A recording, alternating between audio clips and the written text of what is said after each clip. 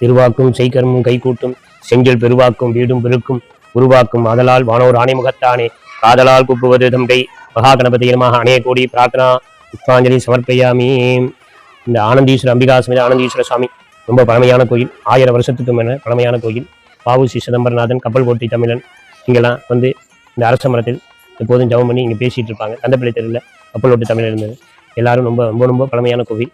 இங்கே வந்து இந்த கோயில் இவ்வளோ தூரம் வளர்ந்ததுக்கு பாத யாத்திரை திருப்பதி யாத்திரை போய் இவ்வளவு தூரமாக சிவாவிஷ்ணு கோயில்னு பெருமாளும் வைத்து இந்த பழமையான கோயிலை கட்டி கும்பாபிஷேகம் 3 கும்பாபிஷேகம் ஆயிடுது.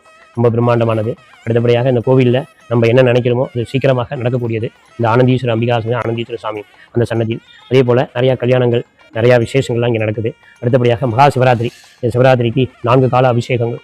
காலை சாயரட்ச சங்காபிஷேகத்தோட கூடி இந்த சங்காபிஷேகம் 4 மணிக்கு ஆரம்பித்து உடனே இரவு 9 மணிக்கு 2ஆம் காலம், 3ஆம் காலம் இரவு 12 மணிக்கு, 4ஆம் காலம் காலை 3 மணிக்கு தொடர்ந்து அபிஷேகம், தொடர்ந்து பிரசாதம் அன்ன பிரசாதங்கள் வழங்கி அனைவரும் வந்திருந்து இந்த ஆனந்தீஸ்வர அம்பிகா சமேத ஆனந்தீஸ்வர சாமி அருளை பெறுமாறு கேட்டுக்கொள்கிறோம். திருச்சிற்றம்பலம்.